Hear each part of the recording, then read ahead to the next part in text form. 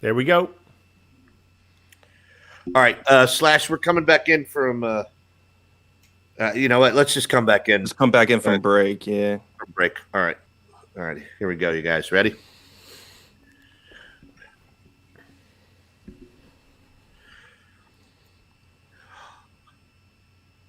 All right, everybody, welcome back. Green Legion Radio, Fox Sports, The Gambler, 102.5 FM, Philadelphia, brought to you by Bud Light. We got a lot of football to talk about right now. There's an elephant in the room. A lot of great things came out of football, and we have a ton to discuss. But we have to discuss the elephant in the room right now. We have to talk about two incredibly poor decisions. Won by both Aaron Rodgers, who has now tied Donovan McNabb, and Ken Stabler. Ken Stabler for losing 4 NFC championship or losing 4 conference championship games. There's a bad decision on behalf of Aaron Rodgers, followed up by an even worse decision by Matt LaFleur, and we're going to go with Diaz on this one first because Hollis and I already discussed this a little bit on Get Tanked on Monday. But Diaz, your opinion, you've got an 8-yard run that Rodgers can make on third down. There is not a single defender on the strong side of the field except for a D-back who's behind his receiver in the back of the end zone. It's impossible that guy can clear through him and get to Aaron Rodgers. Aaron Rodgers could have used his own player as a pick and taken the angle right into the end zone, and then followed up by Matt LaFleur's decision to kick a field goal, which meant absolutely nothing. Your take, brother. Go. The play and Aaron Rodgers and split decision. He's made big plays before. I really can't question him on that. Hindsight's 2020. But the decision to kick the field goal, you're just handing the ball back to Tom Brady with 2 minutes left. I mean, and the one thing that Doug helped prove, that's kind of going across the league. If you want to win, you got to be aggressive. This whole be safe and you got to be aggressive. And if the game came down to that play, and they kicked the field goal and they never saw the ball again. So if you want to win, be aggressive. Call a better play on first, second, and third down. But I can't fault Rodgers for that more than just the coaching is. Talk about play call.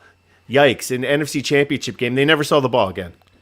See, I thought the miscommunication between Rodgers and LaFleur going into that first and goal situation from the 8 was pathetic to begin with.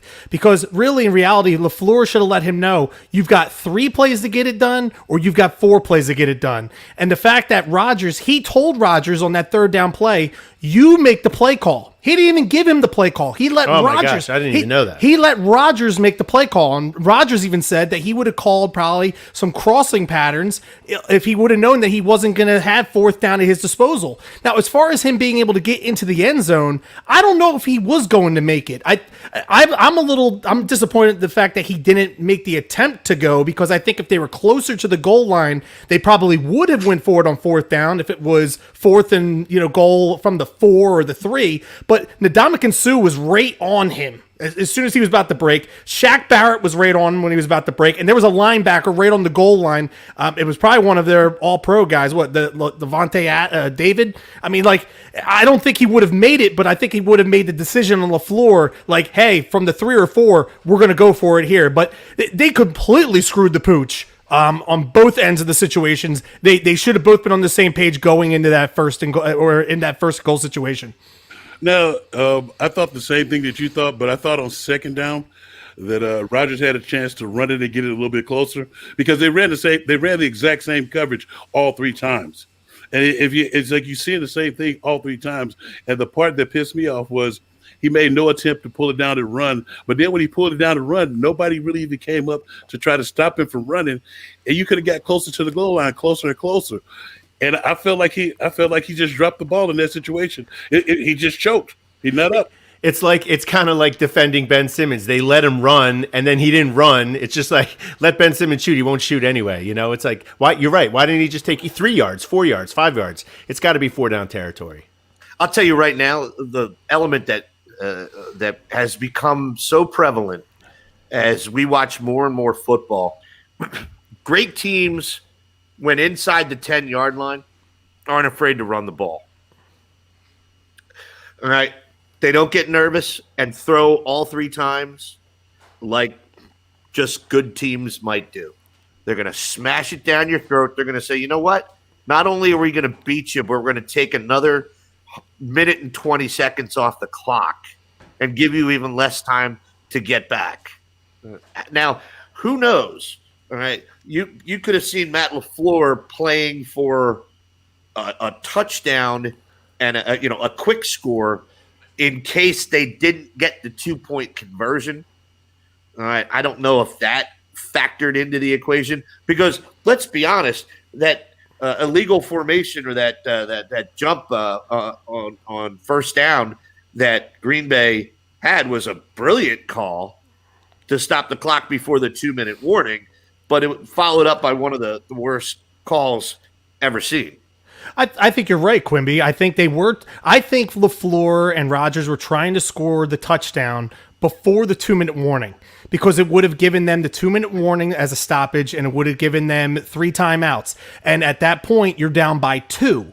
But I don't know. I don't understand the thinking because I'm still laying there in my hospital bed and I'm going, why is Crosby on the field? Why are they kicking the field goal here? It doesn't make much of a difference because at that point you're still going to have to score a touchdown against the Bucks and you're giving the ball back to Tom Brady. And I'm sorry, I've seen it way too many times where Tom Brady has made you pay. And thankfully the one time he doesn't make you pay was when we won the Super Bowl. Back to you, Q. Monday, 2007, Diaz was there. New England, A.J. Feely and our Philadelphia Eagles are beating the New England Patriots. In 2 minutes and 35 seconds left in the game, Westbrook is picking up 4+ yards every time he touches the ball.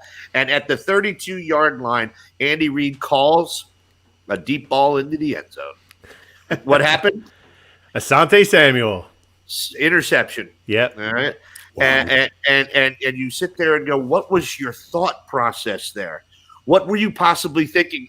And if history and analytics repeat themselves, Diaz said it earlier, you don't want to give Tom Brady the ball with 2 minutes to go. The fundamental of a play call, it's almost like, what does the other team not want you to do? You know, like whatever they're worrying about, that's exactly what you want to do. You know, you're just like, oh, we want to let him kick the field goal. And then what you're doing is, it doesn't make any sense. You're never going to see the ball again. Tom Brady is too smart. He's got too much experience to make that work. It's disappointing for them. I don't know what's wrong. Now, Q, you have a quote after the game from one of the defensive players about that actual down, about them not even believing that this was going on. Ready? Yeah.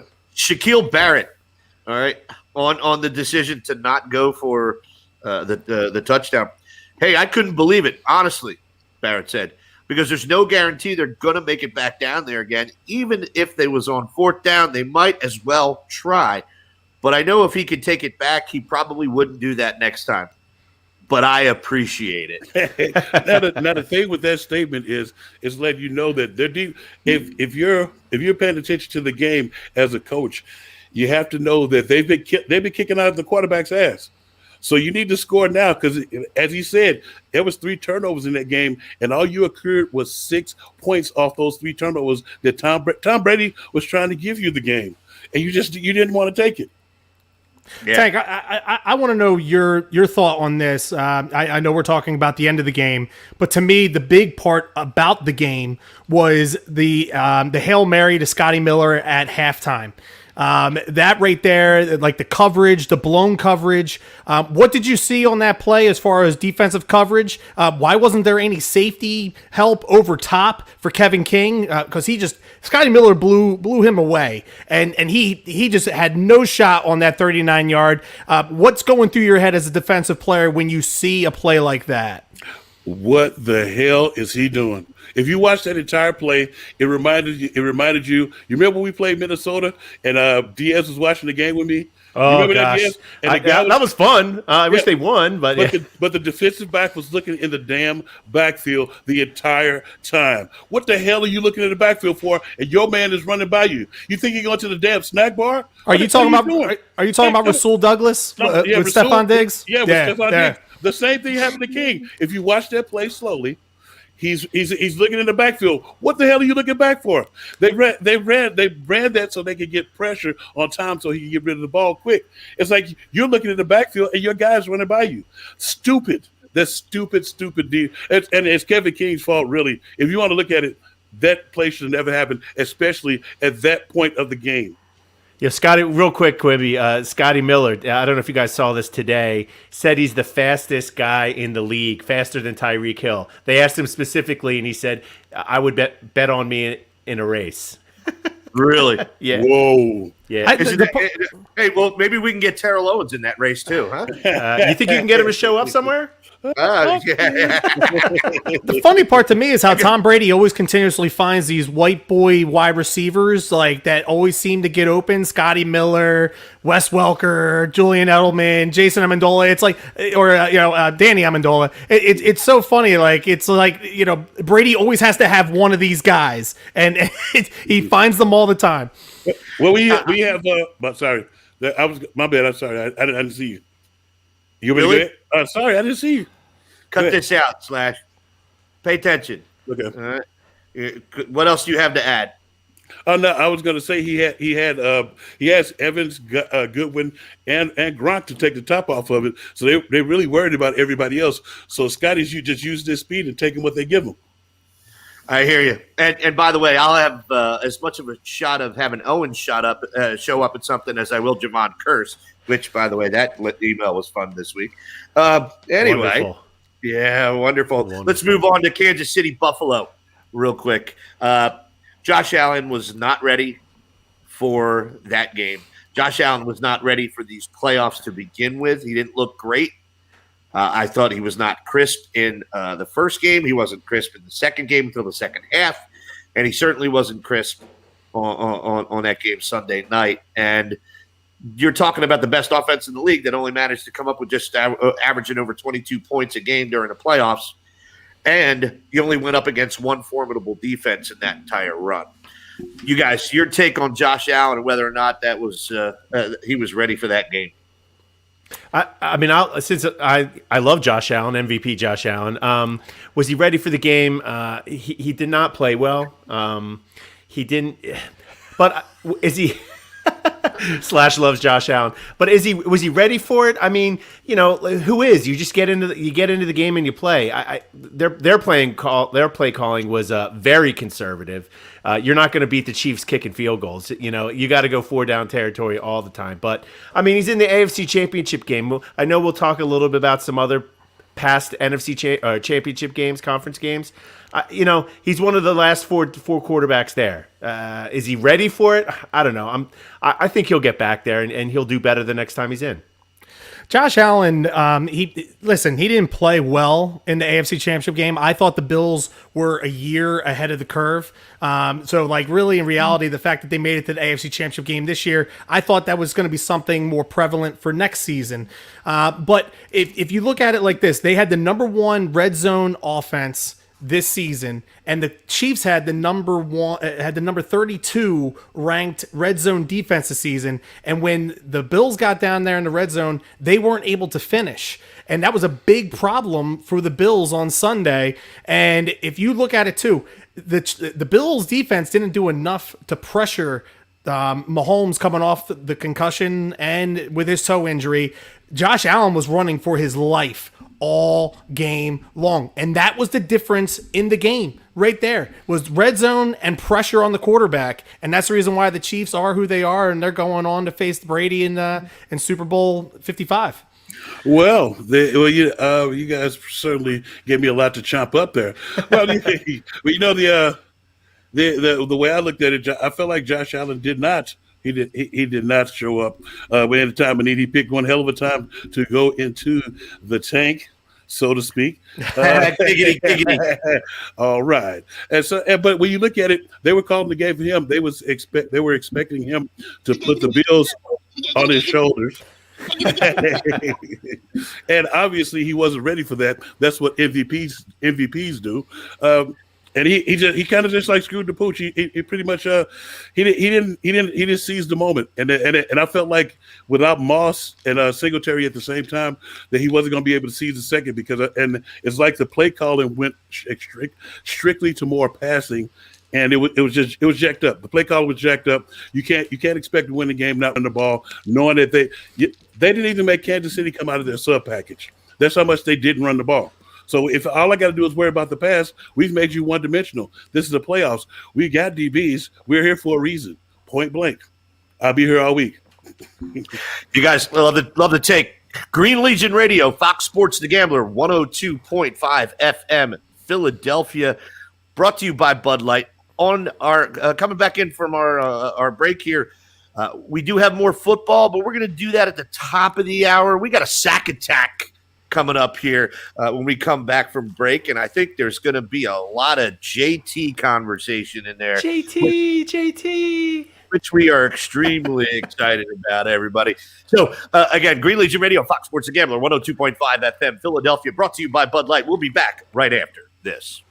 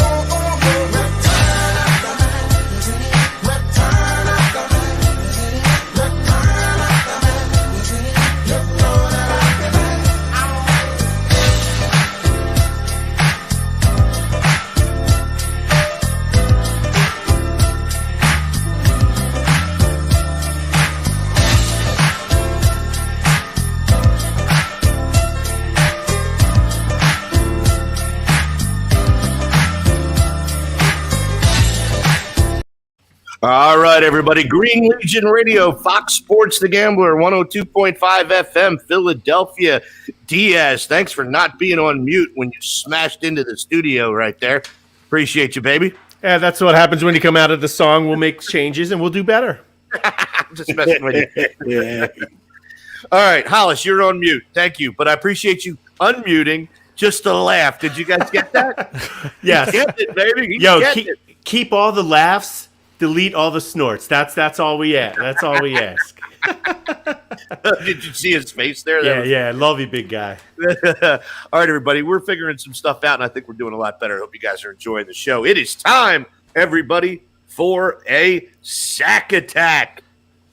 Yes, yesterday was a fantastic day as a Phillies fan. And listen, it's not going to solve all of our woes, okay? I still think, regardless if we had JT Realmuto or not, we're still in line for no better than a fourth-place finish because I still think the Mets, the Nationals, and Braves have all gotten exponentially better this offseason as compared to us. But the deal for JT Realmuto is huge. It is a big one for us. We now have the best catcher in baseball in-house for the next 5 years. The Phillies did the right thing all along, guys, with the negotiations. Last offseason, they wanted him and his agent. They wanted 7 years, $200+ million. The Phillies held out, and they got the better end of the deal as compared to negotiating with themselves. 5 years, $115 million. This year, he'll make $20 million. $10 million of his salary he has deferred to 2026 and 2027 after his contract expires. So he'll get $5 million in 2026 and $5 million in 2027.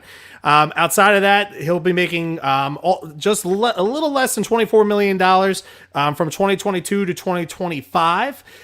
He set the record for annual average value for a catcher's contract, which is $23 million, which is what he wanted to set all along for future catchers, which he broke the record that was previously set by Joe Mauer with the Minnesota Twins. He does not have a trade clause, but if they were to trade him, he would get $1 million for it. And there is no player or club option for 2026. If he wants to leave after 2025, he can go ahead and do so. This right now sets the Phillies payroll at $179 million going into the season. So they have about $25 million to play with before if you're looking at $25 million left compared to what their payroll was last year. Right now, they're still in the market for a shortstop, some starting pitching, some more bullpen arms. Now that the fact that the shortstop market is starting to dry up, on Shelton Simmons last night, Diaz, we were talking about him on our show. He signed with the Minnesota Twins. Marcus Semien went on. Now he's going to be at second base for the Blue Jays. And Freddie Galvis, our old friend here in Philadelphia, he signed a deal to play shortstop for the Baltimore Orioles. So the Phillies now are back in the running and still have been in the running for Didi Gregorius. The thing is with Didi wants to play on a multi-year deal. He's looking for 2 years, $30 million. The two teams that are in on Didi right now are the Phillies and the Reds. So we'll see where he winds up. But the Phillies right now, they're not interested in a multi-year deal for Didi Gregorius because the shortstop market next year is friggin' phenomenal. And the Phillies are definitely going to want to get their hands in there and get involved. Francisco Lindor, Corey Seager, Trevor Story, Carlos Correa, and Javier Baez are all set to hit the market next winter. The Phillies are going to want to be involved in that. And plus, they still have a shortstop in the system that they had, Bryson Stott, one of their top prospects. Eventually, they might be able to move him to third if they move Bohm over to first base and they trade Hoskins or however they plan on doing it. But the Phillies are going to be heavily involved next winter in the shortstop market. Quimby, real quick before we go to Diaz. Real fast. It really doesn't matter if the Phillies don't sign Gregorius. I mean, he'd make the team better this year, but they're not doing anything anyway, like you said. So what's the point of losing out on one of those five players when, in fact, you would if you signed him? Complete agreement. If he gets let go, it sucks, but if you can't get him for a 1-year deal, I don't take him. I'm right there with you. Diaz. First off, I was going to say, we haven't even started this year. We have JT Realmuto back in town for 4 days, and you're already talking about next offseason. So, that's great. That's a lot of fun. But I got a question about about Real Muto's contract. So I read the headlines. I'm happy that he's here. You went in and out on the details. Now, it seems to me there was some agent trickery right here. How much money is deferred till 2026, 2027? $5 million both years. Okay, so he signed the largest annual average contract for a catcher, but $10 million is deferred. So it might count for these particular years, but he's not going to receive it for. It's more like he has a 4-year deal for $21.5 million a year, and then at the end of the contract, there's 2 extra years for $5 million each. This sounds like agent trickery to me to make that nice announcement that he's got the record. You said agent. I thought you said something else. I was about to pull out an abacus and see if I could figure it out. You're in Central America. It's a different type down there. Well, Diaz, before I go ahead and I answer your question real quick, I'm going to say that you're breaking my balls about looking forward to the free agent market next winter. You're the one that's looking 3 years ahead down the line when Tobias Harris's contract runs out. So listen, if anybody, I'm also looking for 3 years down the line when Carter Hart can start on the road. Oh, snap. Shots fired. So anyway, yes, you're correct. Listen, however they put the money in there, but remember, $10 million in deferred money isn't that big of a deal. The reason why Bryce Harper didn't go back to the Nationals was because they were trying to put like $60-70 million off like when he was turning 50, 60 years old. Down the line, he's like, well, why are you going to give me that money all the way there? For Muto, it makes sense. Listen, if he plays well and he turns 35, he's going to make $5 million from the Phillies, and then he can sign a deal anywhere else and make maybe $15 to $20 million and still be making, $25 million on his next contract. It just sounds like a mini Bonilla deal. You know what I mean? Yeah, possibly. Possibly, but I look at it. It's not as bad because obviously it's not going to be going 30 years past past the point of his career when he retires. But I look at it like this, guys. Okay, listen. This is not the time to rebuild. This is not the time to retool. Yes, listen, I'm looking at the shortstop market going into next year. But you have now JT Realmuto, 30 years old. Zach Wheeler, 30 years old. Hoskins, Harper, Nola, all 28 years old. So the time to win is now, and you have to open up the pocketbook, George Steinbrenner wannabe. It's time to unleash the hounds. It's time to let Dombrowski do what he needs to do to put a contender on the field. And I don't care if it's this offseason with whatever's left on the free agent market going into next year. It's time. Unleash the hounds. Unleash the Kraken. Release the Kraken. Oh my God. Slash, how much time do we have left? We're a little concerned here. Atta boy. Sorry, I'll cut that out. He's so cute. We have 4 minutes left. 4 minutes. Because I saw wrap it up come in there and then 5 minutes. And I think I hit that by accident. Yeah, it had a question mark. I didn't know if Quimby put the question mark. I did. I edited Wrap it up. Okay. This is some professional producing going on. I'm Ron Burgundy. The banners are all I have, man. All right. So, Slash or Sack, do you want to get into some flyers real quick? Yeah, I'll give a quick update. All right. So I think Diaz should come in and right now and be all right. So, okay. Sack, come on. Let's talk about Carter Hart. All right. Ready? Sack, let's do it. It's time. You can't run away. Let's talk about the Flyers franchise savior, Carter Hart, and the incredible week that he had last week. Well, if anybody listened to our episode of Ice to Shorts Winter Sports on Tuesday night, which you can also find on the iHeartRadio app, along with this week's Get Tanked Happy Hour episode, listen, Carter Hart right now is in a funk, and that is what happens in all of sports. Everybody goes into a funk, okay? So he's not playing well right now. The defense isn't playing well in front of him. The Flyers aren't getting plenty of shots on net on the offensive side of the ice. Outside of last night, they played a very very complete game against the Devils. Now the Devils aren't one of the better teams in the division. They didn't play well this past weekend on Saturday against the Bruins. They got their doors blown out, but they were competitive against them last Thursday. They gave up 4 goals in the third period, and you go into overtime, and if it wasn't for Tuukka Rask, the Flyers win that game in overtime. Or if Claude Giroux could score on a shootout. I mean, that would be good too. Okay, let's just look at him and not look at the other 2 guys that didn't score on their shootout goals. But that's fine. That's fine. They're not top 5 Flyers of all time. But anyway, I'm sorry to interrupt you. Go Or on. the longest tenured captain in Flyers history, by the way. Thank you very much. Wow. But the Flyers did play well last night. Provorov had a great game. Gostisbehere returned. He had a great game alongside Provorov. Maybe we finally have a number 1 pairing now that someone's going to work alongside with Provorov. Within the next week, you're going to get Couturier back, which is going to solidify you down the middle.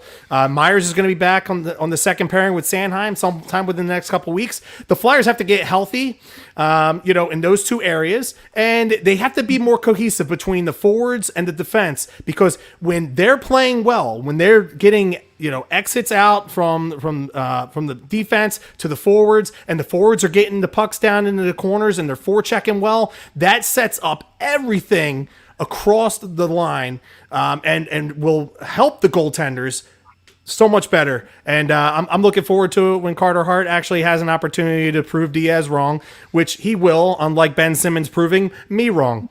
Do you have Wonder Woman's bands on her, on the deflecting that's going on there? The question was, what is going on with Carter Hart? And you just spent 3 minutes talking about injuries and Sean Couturier and pairings on offense and defense and Tuukka Rask and all around the barn, when Carter Hart has given up like 14 goals in his last 2.5 games. Listen. Let me say this here. I want the Flyers to win. I want a parade. They're my hockey team. They're my 4th out of 4. But oh my God, this is like, we hate Ben Simmons because he plays defense and dribbles and passes and doesn't shoot. Carter Hart his goals against average is like 4.3 or something like that. It's early in the season. I'm not going to freak out, but it's just the levels of everyone's like, oh well, Sean Couturier is that. That's why Carter Hart's been real bad. I got it. It's not early in the season when you consider there's only 61 56 games. 56 total? 56 games. And no preseason. Listen, I'm sorry, and how many games have they played? 7, 8. About 7 or 8, yeah. 7 or 8? No preseason. You're looking at 15% of the games already. Yeah. You got 2 more games before 3 more games before you're Yeah, they've played 7 games because they play the Devils again, because they're doing 2 and 2, so it's kind of like a series. But listen, man, I'm not worried about Carter Hart. It's earlier in the season. Good thing is Brian Elliott has played well when he's been asked to play, and the Flyers have gotten a couple wins when Elliott has played. I'm not worried about Carter Hart. I'm not going to get worried about Carter Hart until we get about halfway through the season, and if he's still playing like this, then at that point, I really will start to worry. Apologist. There it is. Everybody, we're going to take our next break here on Green Legion Radio, Fox Sports The Gambler, 102.5 FM, brought to you by Bud Light. When we come back in on the break, we are going to give Diaz his NBA time, and I hope Sack gives it right back to him as much as he just did to him. You guys, Green Legion Radio on Fox Sports The Gambler, 102.5 FM, Philadelphia, brought to you by Bud Light. Back right after this.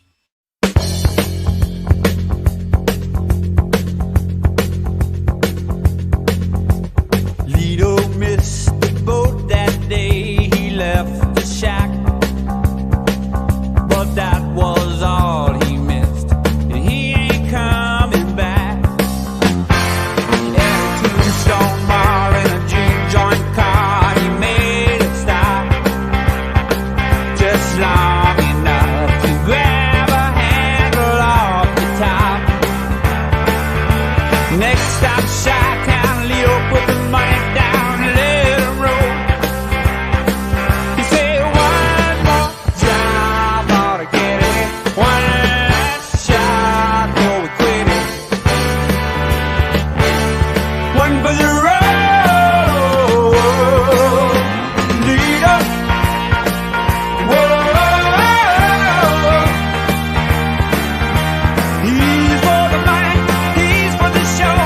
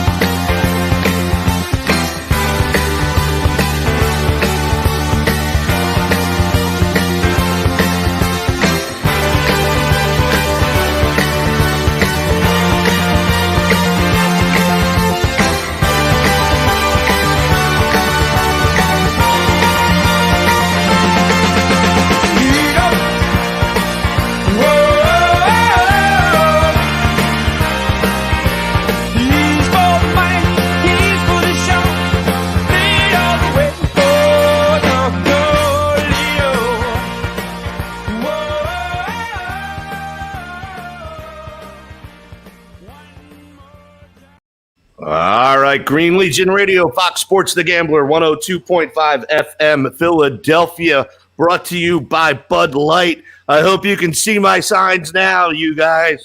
We can. I'm a member of Diaz Nation cheering him on. Thanks, There we Quimby. go. Thank you, sir. Hey, I Thank just you, want to sir. say, I see on the comments our old friend, Mendy Morrison from Green Legion, the Green Legion football team. He's checking in. So, Mendy, I haven't seen him in a decade. So, yeah, what's up, my man? Was that Quimby's quarterback? Because I know he was an all-pro wide receiver. That was Billy Brown, baby. And Gary Brown. Bashford. Billy Brown and I won a title. Green Legion football. It was a great time. And Mendy, miss you. Hope you're doing well. Hope you're doing well with the fam and you're staying healthy. And come back every week. We're always here. Wednesday nights, Thursday nights on Fox Sports The Gambler. Love it. Love it. Diaz, don't stop now, man. It's your NBA time. It's Shut Up Diaz segment. We'll talk a little NBA. I mean, while Sack was deflecting the coronavirus and Carter Hart was not deflecting shots on goal, Joel Embiid has spent the last couple days deflecting MVP talk. I read today Sports Illustrated has him at the quarter mark. This is already the quarter mark of the season. Has him leading the MVP race. The Ringer as well. He's certainly playing like an MVP. I know that Sack is very big on voted top 5 in the MVP. So we should see as long as with everything with Embiid is as long as he stays healthy. He's just crushing it. Everything that you wanted to see from him when he was drafted and the expectations. He's doing it now. I think the coaches have made a big difference. The roster construction. He's getting smarter. It's certainly a joy to watch a big guy, especially in the NBA today, where Hold everything. on. Stop. Get that on the sound drop.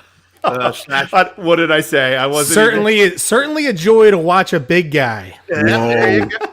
Why do you think I'm buddies with Hollis? Awkward. No, he's been killing it though. The one thing I wanted to say and just hear what you guys had to like these standings in these games. They really mean nothing. It's everyone's skipping game. Jimmy Butler hasn't played in 3 weeks. The Sixers beat the Heat twice a couple weeks ago. I mean, of course that's great for our friend Louise, but. It's impossible to say right now. The Sixers are in first place in the East. Obviously, you'd rather be in first place than out of the playoffs. But I think it's going to come down to health is going to be more important than anything than the standings, and that's going to be bad. For the fans that want to watch their players. Sack, what do you got? Well, listen, I just think the fact the Sixers are the ones that are really making the case for Embiid to be MVP because when he doesn't play. They're 0-5. So they're doing a great job of really making his case that he's the most valuable player in the NBA because they look like garbage when he's not on the court. And Ben Simmons turns into Cinderella and decides to run away from the ball. Hollis.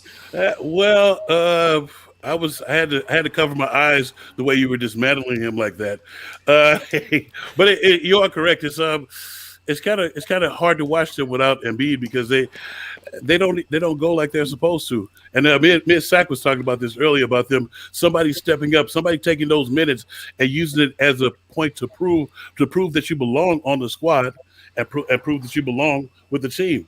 You're supposed to be able to take over. So, and the guys are not seizing the moment to take over the game when the beat is not there. Somebody's got to take up those minutes and points.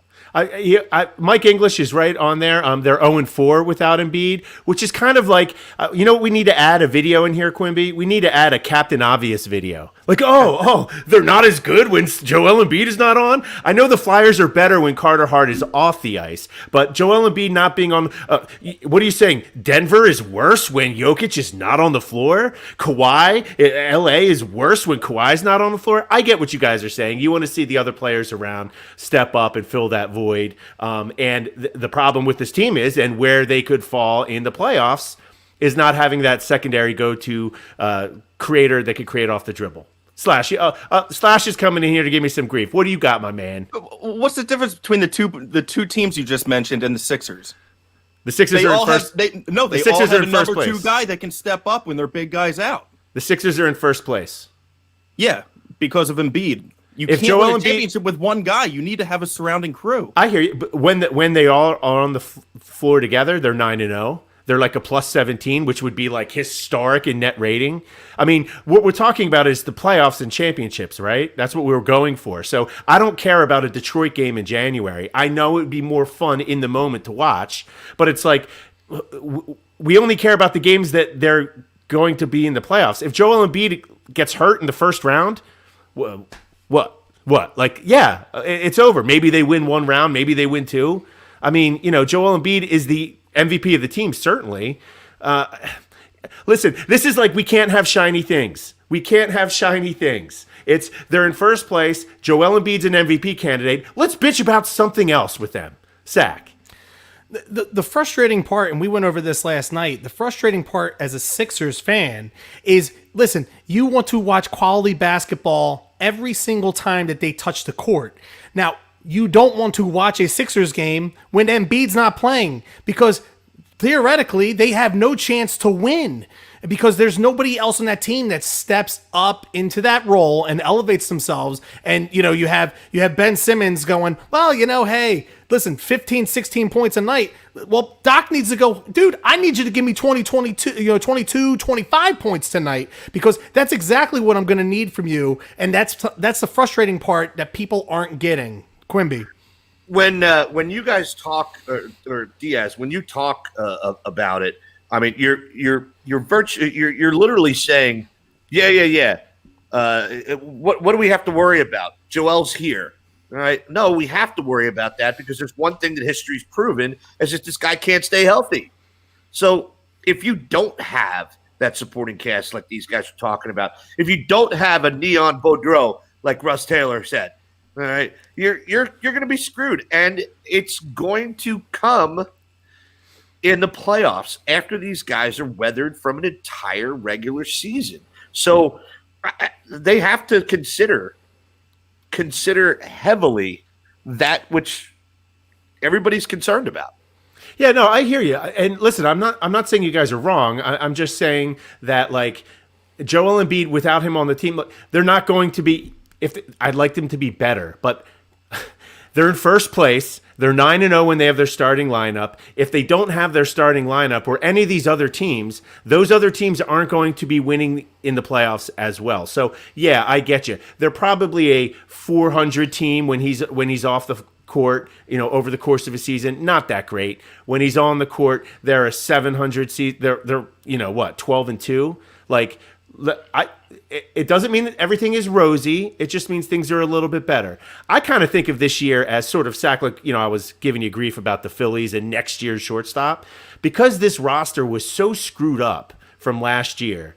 Daryl Morey coming in, clearing out, bringing in some shooters. This isn't like a give up year or anything like that, or a rebuilding year, but it's just kind of like, let's get the deck straight and figure out what we got. I'd expect them to be better next year than this year, just like you would the Phils too. How? Well, you sound like you're doing a lot of apologizing here. They're in first place. I got nothing to apologize for. I don't know. I just heard you do the same thing to the Sackmaster. I'm just being the voice of reason, sir. Erroneous. I'm just saying. As a line, I'm walking the line. I'm a man, and I win. But as I'm walking the line, and I see that you call a Sack an apologist, but then you just turned around and apologized for Embiid being Mr. Glass. He does have a point, Diaz. He does have a point. Listen, he's been getting rest. Listen, I talk about this with Sack, and this is like, I kind of think that in the Philadelphia area, and this is like, there's no way to say this without sounding like a complete Dick Cheney, but like, I think that we were here with Iverson, he left around 06. Never got hurt. No, hold up. And everyone just took a break from the NBA because the Sixers were irrelevant. And then we jump back in 2017, and it's like, big man only post up, play every single night. It's just not the way it works anymore. He sat out 2 years with major injuries in his back and his foot. They're going to keep him from trying to listen. They're going to sit him when they need to. It's just the same with 25 other players in the NBA. How? Okay. So you mean to tell me that not one Sixers or basketball fan complained about the Sixers from the time AI left for Denver until the process was over, because that's complete crap. That's not what I said. Hold the That's- phone. Hold on. No. I did not say hold on, that. Hold on. No, but that's how you're acting. Because we whined and bitched and moaned and complained about the other AI, about him not getting the job done, about how he wasn't Allen Iverson, about how he Andre Iguodala is what Ben Simmons is going to turn out to be someplace else. You mean a Finals MVP and champion? Listen, that's a crap MVP. I don't want to even talk about that. Okay? The Finals MVP is crap. That's a crap MVP. But then we complained about Bynum and bowling and salsa dancing and never playing a game here. You know, like we've had plenty to complain about as Sixers fans over the years. So like, to say that like you have that gap right there, but like I just wanted to get that off my chest real fast, real quick, Quimby. I gotta ask this to Diaz. So let me ask you a question. All right. So I know this trade probably doesn't make sense because they have Russell Westbrook. But if Daryl Morey got a phone call today, they want to do Bradley Beal for Ben Simmons. Straight up. Now, I'm not saying it's going to be straight up because we're probably going to have to give picks and all that stuff. Right. Would you make the deal? We have 10 minutes. It's going to be I don't know. I mean, I don't know. I don't know, man. I don't know. I'd have to look into it a little more deeply. I mean, Ben Simmons doesn't shoot. He doesn't shoot. I get it. But he, like everything else in the game, he is very good to great at. So it's kind of like, okay, great. We have Bradley Beal. So, okay, he's going to take more shots. So Slash will be satisfied with his stats on the back of his basketball card. But at the end of the game, how many points are you giving up? How many are you giving up? We go into the playoffs. Who's guarding Giannis on this team? No, we don't have anyone. You're going to have to put Embiid on Giannis. Who's covering Kevin Durant? We don't have anyone. So it's more than just, I need to see more three-pointers from my guard. I want more three-pointers from my guard, and we need to find a guard that does it. It's also, what are you giving up? So it's like, I don't know. Yeah, I want Ben Simmons to be a guy different than he is. I'm just kind of accepting that he is the guy that he is. Hollis. You know what? Oh, sorry, Hollis. Sorry, Hollis. I apologize. I apologize. Sorry. I thought my name was Diaz. I was apologizing. He asked me about a trade. Yeah, I know, but you're certainly apologizing for you're trying to make an excuse for everything, and either you can get it done or you can't. You're looking for scoring. Ben can't do it. If you're looking for that from Ben, you know he can't do it. Point blank. Yeah, you're right. Right. I accept that. I think they're in first place, and the Flyers we gloss over. They look like a train wreck last week. The Phillies are not going to be competing this year. The Sixers are in first place, but let's be angry about it. Things are going okay right now. Hey, first place isn't good enough, sir. You know that, right? Come on. Everybody, we're going to move away from that topic right now. We're going to get into a little bit more football. Football coming back in. So, we've got a Super Bowl coming up. And I'm going to give you a little bit of my own story regarding that, because this is almost as bad as two Super Bowls between the New England Patriots and the New York Giants. I'm going to tell you that right now. All right. You've still got Tom Brady versus the Big Tomato. And I got to be honest with you. I remember during these two Super Bowls, as I was really just getting as heavily involved in the Green Legion as I possibly could. And people were asking me what I wanted to see take place over Super Bowl weekend while these two teams were playing. And my response very simply and quickly was a plane crash. Oh. That's all I wanted to see. Is that the edgy approach that Green Legion Radio will bring you? Plane crashes. Come on, man. You wanted it, and here it comes. So I'm going to pass this to Hollis first, then to Diaz, and then to Sackmaster. And I want to know, we still have a lot to get into about the upcoming Super Bowl, but between these two teams, because you have Tom Brady versus Andy Reid, what do you want to see happen? I'll tell you mine right now. A plane crash. Sorry. I didn't know you were such a big fan of We Are Marshall. Oh, man. Where's that sensitivity training you were talking about earlier? Hey, man, Buddy Ryan and I still haven't signed up, bro. We still haven't signed up. Big Tank. Well, you know what? I want to see. I want to see the guys, Todd Bowles and Byron Leftwich and those guys. I don't actually want to see them actually put out a good game and win one. It doesn't help that Tom Brady's at the helm, but That does for them. yeah, it doesn't help. But the jacked up part is, I so don't want Tom Brady or Andy Reid to win one. So what's the alternative? The alternative Oh, is that's right. a plane crash. Deepest apologies, but I got to go in with the plane crash. It's like because it's like I don't like anybody on either side. It totally sucks. Diaz. I know you guys aren't going to like me for this. Either way, either team, I think this is a great matchup. I'm happy for either one of them. The Tom Brady thing, I know Sam is probably outside my window going to shoot me. And Hollis, I know you don't have the greatest thoughts on on Big Andy, but if the Bucks win, yeah, Brady. But Brady's already he's got a bunch. What's one more? It's not going to make anything crazy. But all those coaches that Hollis said, Hold on. Aaron, You just may have made Sam crazy with that statement. Just so you know. we'll talk about her Tom Brady infatuation later when we get to that point of the show. But Awkward. But all those assistants on the Tampa staff, we might hit on this coaching thing. But I think what I would like. I'm a big Mahomes fan. He's awesome to watch. Andy Reid wins another one, You're retires. a big Mahomie is what you are. Yeah, I'm a big Mahomie, and Eric Bieniemy takes over in Kansas City. That would be decent for me. All right. First of all, Quimby, if you're voting for a plane crash, there's only one plane that's going to be going in because remember Tampa's already home. Oh, busted! So Kansas City can't fly in until the 5th, but they're going to fly in on the 6th, the day before the Super Bowl.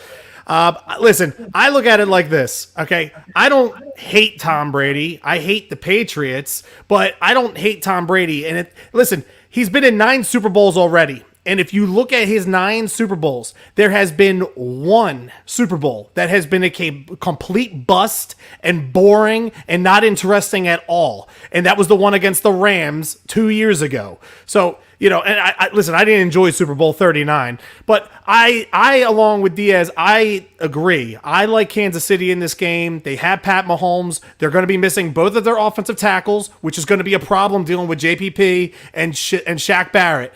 But Diaz, to think that you would honestly say that Andy Reid will retire after he's got friggin' Pat Mahomes for the next 10 years. There is no shot Andy Reid retires after this game, just like there's no shot that if Tom Brady wins the Super Bowl, he's retiring too. Hate to tell you, Sam, but he'll be back next year as well.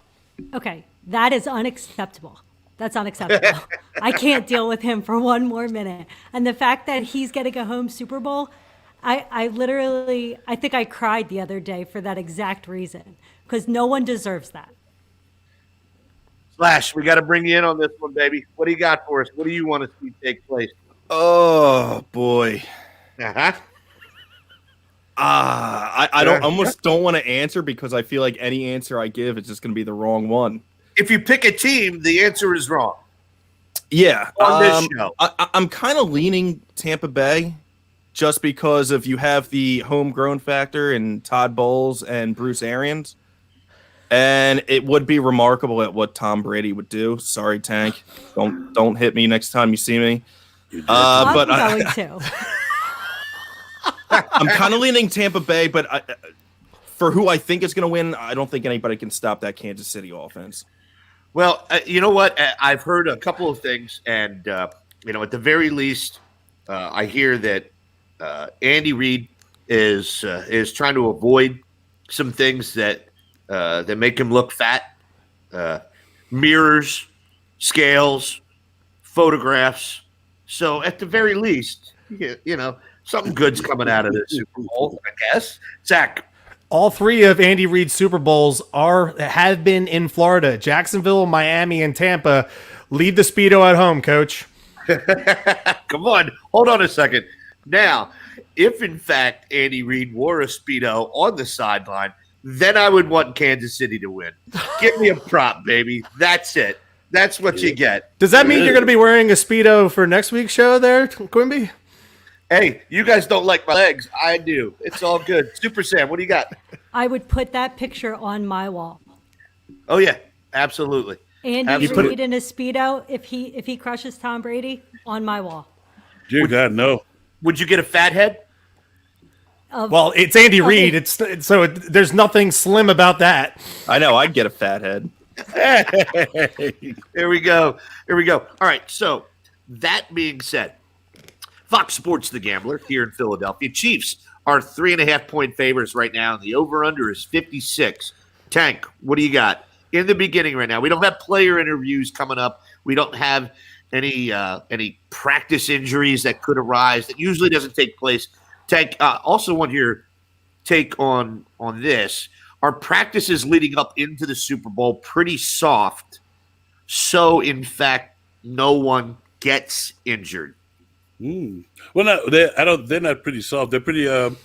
You kind of go over everything, but you try to be slightly still intense. But you just it's pretty much business as usual. But the thing that you do look for is you're looking for that one player to put that foot in his mouth and give the opposing team bulletin board material. That's what you're looking for. But I'm looking at you, Le'Veon Bell. but seeing as they're not going to do the media day and the whole shebang like that, the only thing for me about this game is Tom Brady has turned over the ball immensely in both the playoff games. If he does that against Patrick Mahomes, it's going to be a blowout, point blank.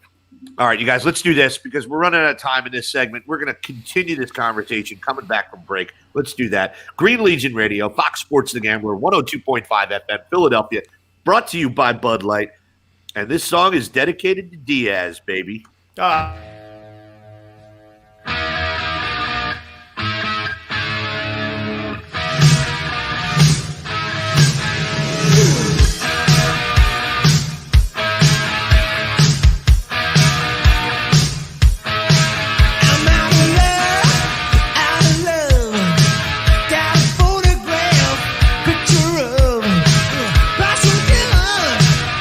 Too much.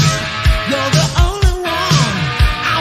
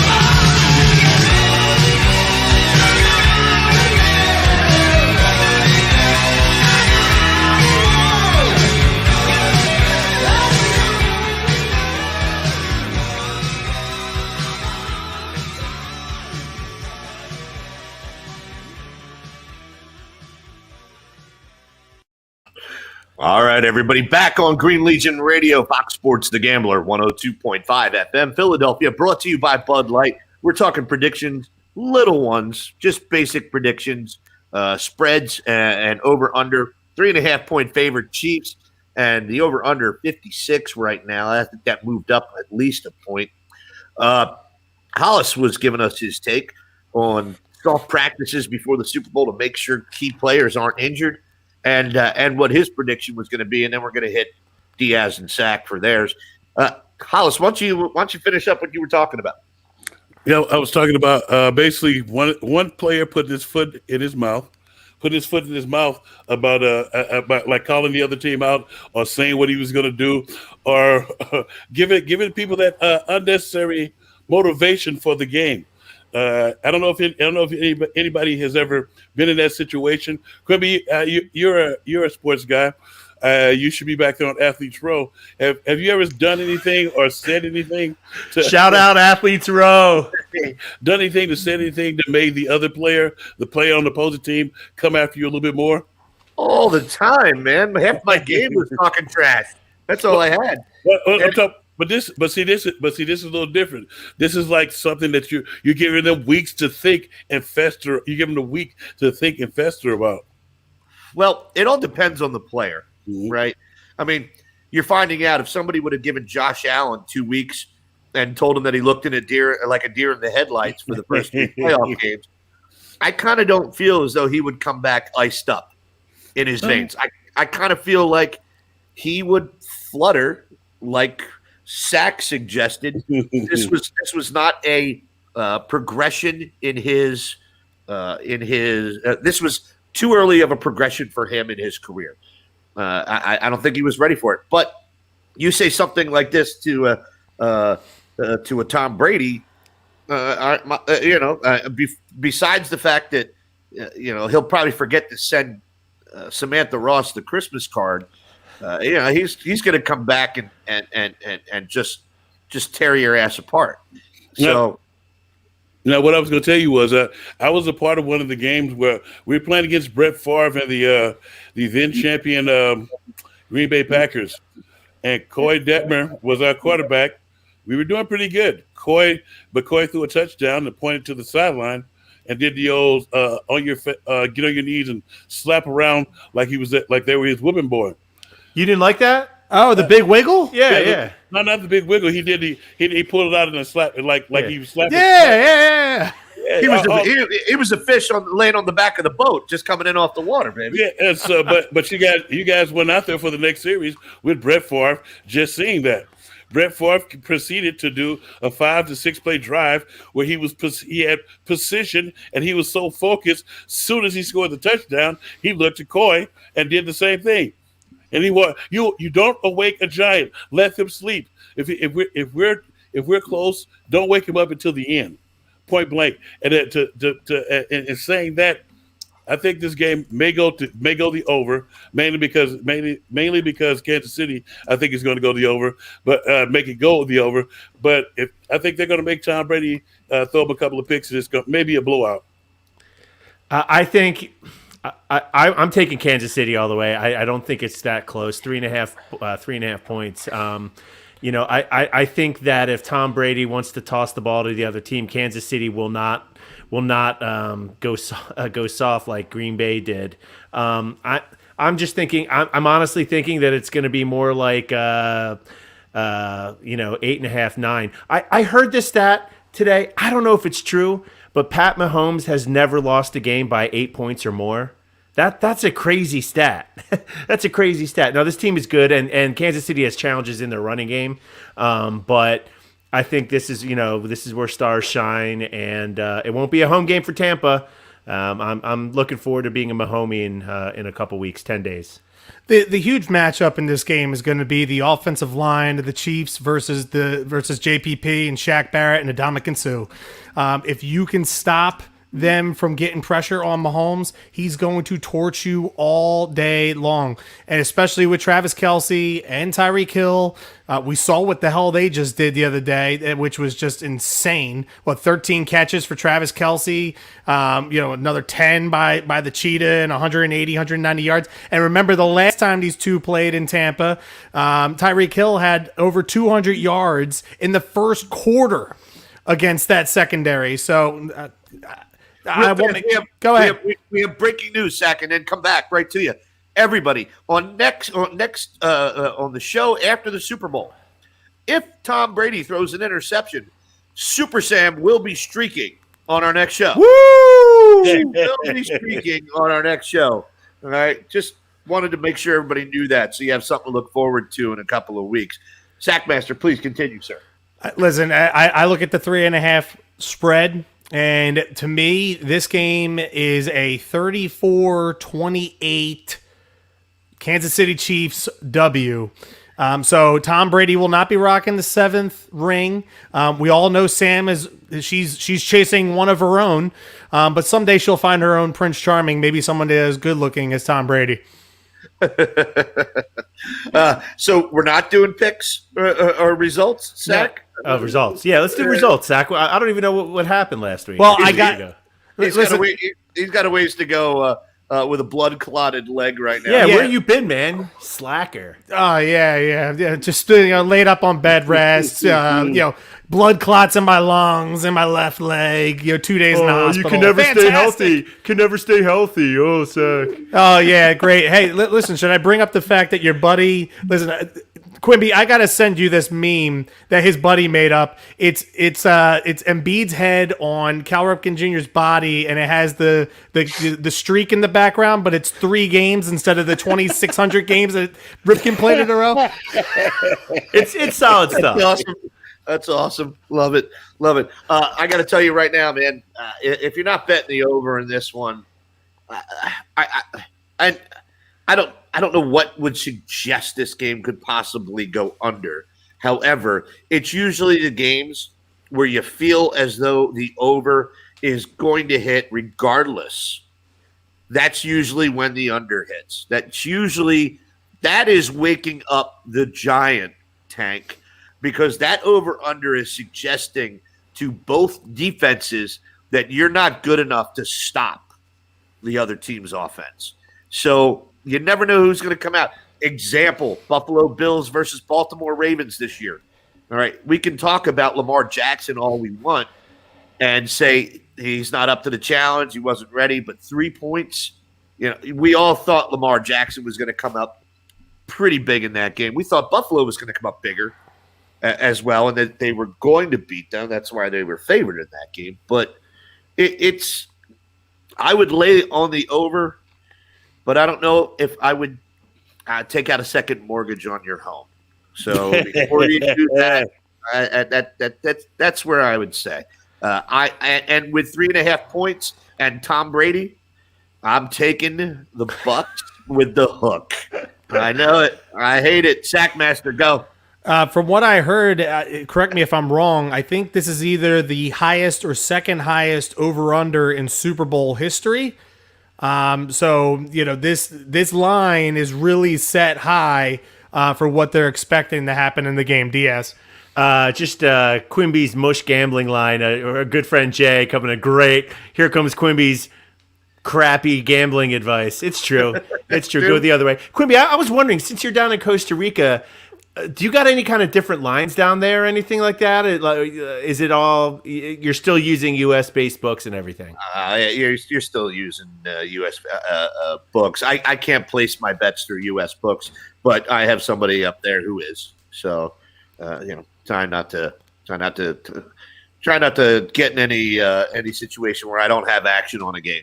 And I don't know. Super Bowl is my favorite game of the year, other than say national championship game, because you're laying on prop bets. You can't wait to see who scores the first touchdown. Color the Gatorade, yeah. And by the way, we do have inside information on Green Legion Radio about one prop bet, and it's been historically reached within a tenth of a second. So, everyone, next week before the Super Bowl, we will give you the inside track on the length of the national anthem. Ooh, damn. You had Sam at length. There we go. Thank you, Connie. Human Resources violation number 3,126 on Green Legion Radio and its employees. Zach, did you have anything else you wanted to add before we move on to Nick Sirianni? No, I'm looking forward to talking about the spicy meatball. All right. Well, you know what? If you are, why don't you step up? Tell us what you know, what you think. Well, he's 39 years old. He's been the offensive coordinator for the Indianapolis Colts the last 3 years.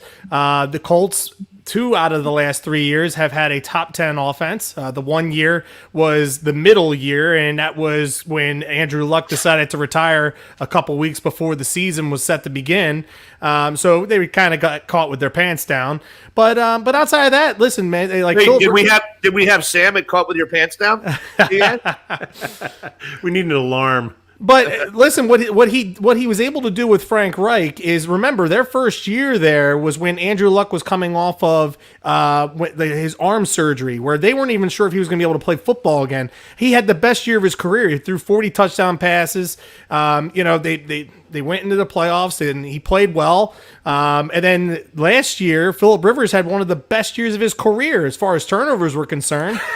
and they went 11-5 and they made the playoffs and they almost beat the Bills as the 7th seed. So I look at it like this. I'm excited about what he's bringing in here. I wish he would have brought in a more experienced offensive coordinator, like an older guy, a previous head coach to have on his staff. But outside of that, man, I'm pretty excited about it. How about you, Quimby? Well, no, I just want to touch on one thing. You brought up Phillip Rivers. Who do you think the most concerned person is that Phillip Rivers now will have 12 months out of the year to be around? His wife. The wind better not be blowing properly that day, Mrs. Rivers. You better run. You better get as fit as one person could be. Get to that local high school track. Start doing laps, man. No. Avoid the local high school track because he's the high school football coach now. That's right. So stay away from the fields, baby. Stay away from the fields. Tank, what do you got on Nick Sirianni? We're actually going to talk about him more coming into our final segment, and then we're going to talk a little bit about the Deuce situation and get it off our chest. But what do you got on Nick Sirianni? What do you think? Well, I kind of like him because of what he said, and he said in his interview he was talking about holding people accountable and playing to the strengths of the players, coaching to the strength of the players in which he has. So, but the Phillip Rivers thing, Phillip Rivers threw 9 less picks than he did the previous year. Which, if we could get that out of Carson. If we get that out of Carson, we'd be halfway there. But the guy that he brought in as the offensive coordinator, I'm not sold on him yet because I watched him throughout the season. He was an LA Chargers offensive coordinator, and it was about 5 or 6 situations where they had an opportunity to win the game, and or either score 7, but he let the time run out by running stupid plays, like running the ball in a situation where you know that the clock is against you and you don't have timeouts. I wonder how he's going to get that part out of it. And then the new defense coordinator, what's he going to be like? He doesn't have anything. Point blank. Right. Yeah. So do we know if Nick's going to have any say in his OC and DC? Or, They're already hired. That's what we're talking about. But if you look at it, I don't even know. I'm paying zero attention to it. if you look at it, it's pretty much like East Coast Indianapolis Colts, sir. Yeah, it's right. Yeah, I heard that. Diaz, what do you got for us? I'll take the bulk of my response on the turnaround. I think that this hire something stinks about it. I don't like it. It has a lot to do with Deuce and some of the hiring practices. And I'm not some SJW running around screaming stuff, but this guy has no track record at all. And there are certainly more qualified coaches that are in big games coming up right now, and something stinks about it. The one thing before the break.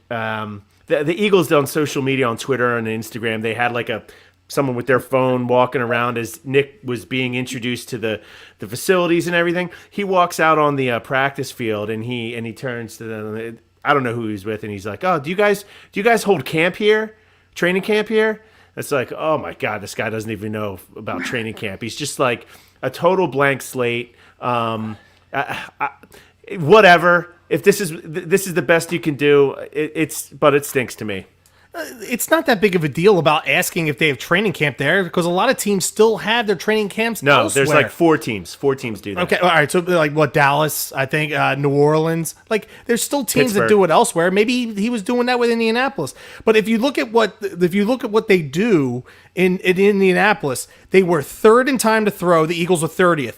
They were tied for second in sacks allowed. The Eagles were last. And the turnovers, the Colts were third and the Eagles were 30th. So I'm looking at the fact that they're going to get the ball out quick and efficiently. Well, we can only hope, right? We can only hope. All right, I'm going to give you my take on Nick Sirianni when we come back after our final break here before our last segment. And then we're going to talk about the Deuce Staley situation and get it off your chest. I've got something big time to get off my chest. And Facebook, you are on my freaking list right now. As much as you have ever been before. You guys, Green Legion Radio, Fox Sports. Let me try that again. I was thinking Facebook. I have F in my my mouth, and I'm ready to yell at Facebook again.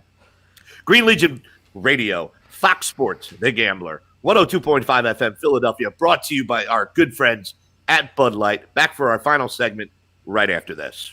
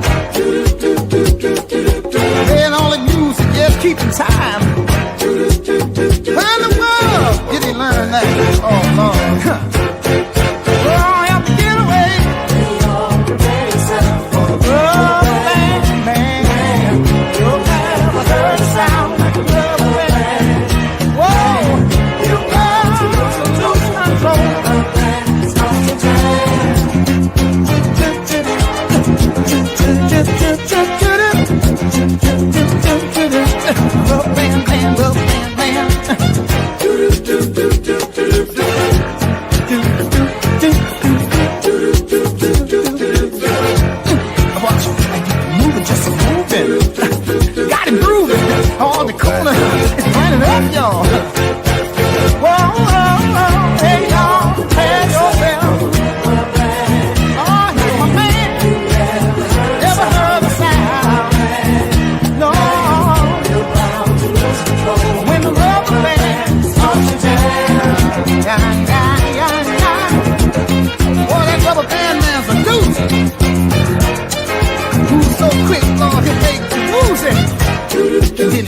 shoulder out. He wiggled it up, he wiggled it down.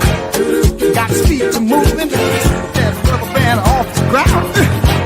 He lifted it well high at the sky, y'all, and then he all get with it, y'all. Hey, y'all, prepare yourself for the rubber band, man. What you say? Oh, whoa. When the rubber band starts to jam.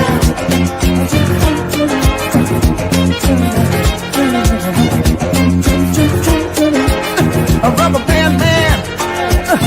How much of this stuff do you think we can stand? So much rhythm, grace, and debonair for one man? No. And then he had the nerve to twiddle his left toe, but through his knee, got the feeling in his head, y'all. Oh, come on, baby. Won't you have yourself to hear it? Never heard a sound.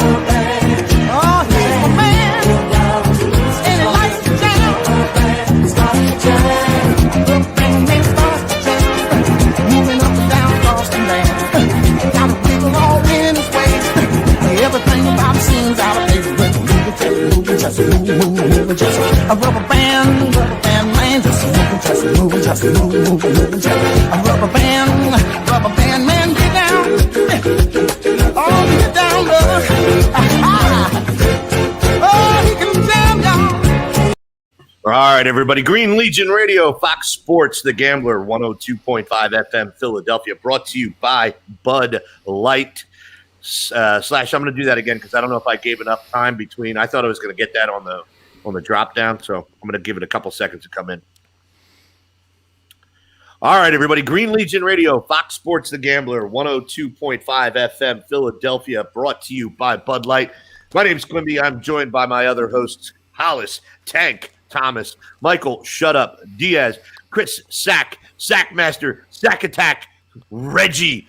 Ooh. We didn't do that in the beginning, didn't we? No, I forgot, man. I was worried about so many other things. So that's all me. We're getting our stride, though. I hope everybody liked the show a lot better than last week's. It wasn't. We didn't have good flow last week because we were figuring out a bunch of things and trying not to figure out how much of an ass I can be when I'm hosting. So back to Nick Sirianni, then to Deuce. Do we have results, Zach, or you want to wait till next week? I'll wait till next week. That way we can get everything in before the Super Bowl. All right, sounds good. All right, so Nick Sirianni,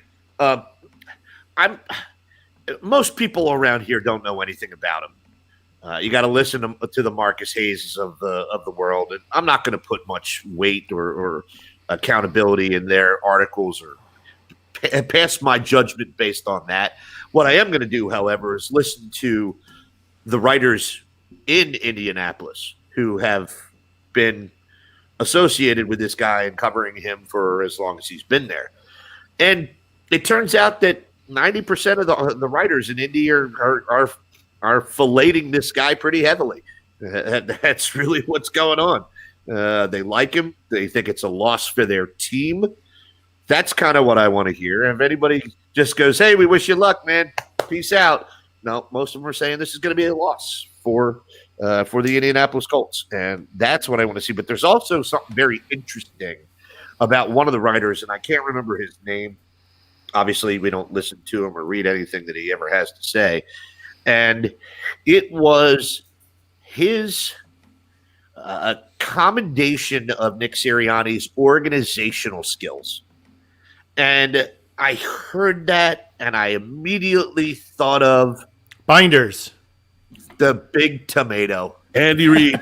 And his binders. And how Andy Reid, one of the things that stood out in Jeffrey Lurie's interview, or according to Jeffrey Lurie in his interview, was Andy Reid's organizational skills. So as long as he has organizational skills and doesn't, this was fun. I wish I had the radio show on during or right before halftime during the Chiefs-Bills game. Bills had all 3 timeouts, 2 minutes and 6 seconds left to go in the half, and Andy Reid has how many timeouts left? The big goose egg. The big goose egg. He had nothing. Now, maybe you don't need it with Patrick Mahomes at the helm, but it's going to come back to bite you.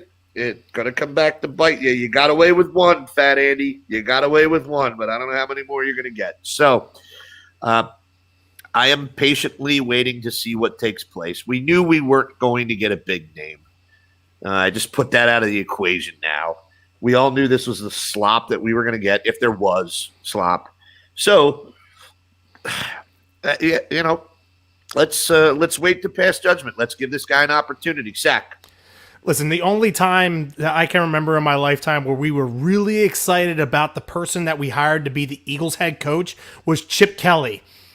See how that worked out. So everybody that wants to sit here and try and ridicule this move, you're the same people that did it 5 years ago with Doug.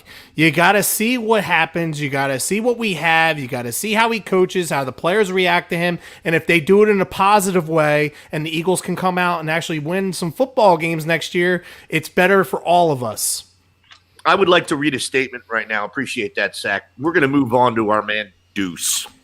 And this one still hurts. This one's going to sting for a little while.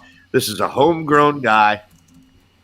Now, so far, Howie Roseman has managed to take one pretty potent offensive player that has stuck with this team after his career and one of the most iconic defensive players to ever wear midnight green and ever play the position in Brian Dawkins, both pushed out of town looking for more opportunities because they knew they weren't going to get it with Howie at the helm. I want to read you a statement by Andy Reid. Hollis, don't unmute yourself because I know you're just going to go, we know what it sounds like. As a matter of fact, go ahead. Get it out of the way now. Just give it. Oh, God. Here we go with this stuff. Here we go. All right. Per Jeffrey Lurie. I think that we are very open and it's top of mind to make sure we have some of the best minority candidates in on the search. It's very important, I think, for us, for the league, and it's top of mind.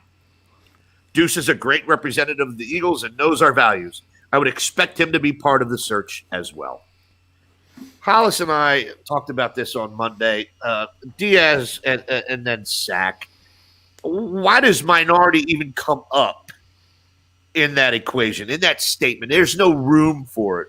Deuce is just a football guy, and he knows Philadelphia, and he deserved, in my opinion, an opportunity. However, I don't think you need to bring minority into that statement. Well, I understand. Like, we're not going to go into this whole thing. This is our last segment, but I'm going to push back on that a little bit here. We've got a league of 70% people of color, black, Latino, Pacific Islander, whatever classification you have. And we got 2 head coaches that are black. The 2 offensive coordinators in the Super Bowl are black. We've got 2 out of the 4 defensive coordinators in the championship rounds were black.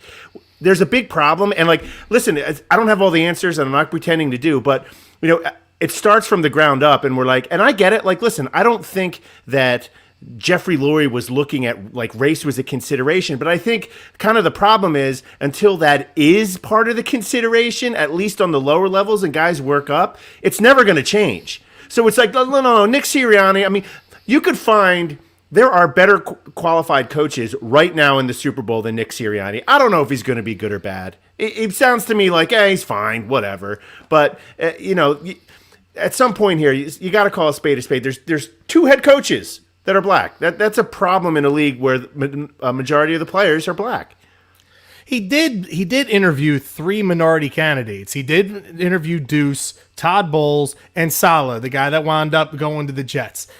For me, listen, I have nothing. I appreciate Deuce. Okay, when I first started falling in love with the Eagles, Deuce was our running back, and Deuce has been a great soldier on the coaching staff for the last 7-8 years. He's been a great Eagle. But the thing is, though, is what everybody wants to sit here and look at is everybody wants to go, well, Deuce, he should have got the opportunity. No other team interviewed Deuce for a head coaching candidate. No other team has interviewed him to be the offensive coordinator for their team. So I can't sit here and say, poor Deuce, poor Deuce. If he was a hot commodity elsewhere, I might sit there and take it a little bit more seriously. But it's like, okay, now he has an opportunity in Detroit where he's going to be the same situation that he had here, but maybe he can grow from that and expand his network and actually get a better opportunity elsewhere. Hollis. Well, you could say that, but then they've blocked his opportunities. But Nick Sirianni was on vacation with his with his kids. So nobody was beating down his door either. Point blank, it's more qualified people, and you don't do anybody like you did that. You interviewed Deuce because you felt like you had to meet a quota. That's point blank. If you're not going to consider a man for the job, don't bring him in. That's what's going wrong. Hold on, give me a second here. That's what's going wrong with this whole coaching thing. You didn't even have to mention that you hired a minority guy. You didn't even have to mention that crap. That was dumb on your part. That now we know that you playing everybody because they've interviewed Deuce 3 times, and you got me still here. Why would I want to stay here? Because you're lying to me. You lied to my face. Point blank. I think, and Zach, I hear what the argument that you said there, and like, listen, I don't think that they mean any harm or you mean any harm, but that doesn't cut it. Hey, they interviewed 3 guys. You know what? Every team, there's 7 openings. Every team interviewed 3 guys. And at some point, it's like, listen, cut the, like what Hollis would say, cut the crap. There's a problem. Now, listen, I don't think anyone means any harm, but until things change, it's not going to change. So next year, there's going to be 7 coaches fired, and they're going to interview people. And just because Deuce didn't get interviewed for an OC job elsewhere, he has that locker room now. We have Hollis. We have a locker room problem, right? I mean, if the players respect Deuce walks in there, I don't know about playing calls, but there's a problem. It's got to be fixed. Zach, go. What are you waiting for? Oh no, I thought we had a minute left, so I was okay. so listen, I understand what you guys are saying, and yes, there's no ill will or ill intent. I don't believe on Jeffrey's part. It's his team; he can hire who he wants to hire to be the head coach. All right, you guys, it's been a great show. Diaz, Zach, Hollis, Super Sam / appreciate everything you guys are doing. Appreciate you sitting in the background, letting us 4 blowhards go to town.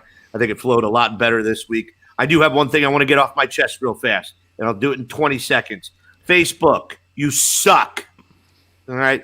You suspended me yesterday because my profile pic of my cousin and myself doing a shot in the Dominican on our 50th birthday was considered sexual content. Whoa. Now, let me get better here. I immediately argued and disputed it. And 3 minutes later, they agreed that they were incorrect with what they did. And I'm still suspended right now. So you guys screwed that up completely, and now I got to put up with your crap again for another 2 days. Your organization sucks. We'll be taking all of our social media and pointing it towards other platforms this year. Nice. All our social media money. All right. Pay and raise. by the way, we're licensed by every recording artist company that represents. Quit stopping our shows because of Thunderstruck. We work for iHeart, you jackasses. Green Legion Radio, Fox Sports The Gambler, 102.5 FM, Philadelphia, brought to you by Bud Light. Listen to Get Tanked on Monday, Ice to Shorts Winter Sports on Tuesday. We'll be back for another pre-recorded episode on Wednesday for the live show Thursday, 7 to 9 here on Fox Sports The Gambler. We appreciate you, everybody. We'll be back next week.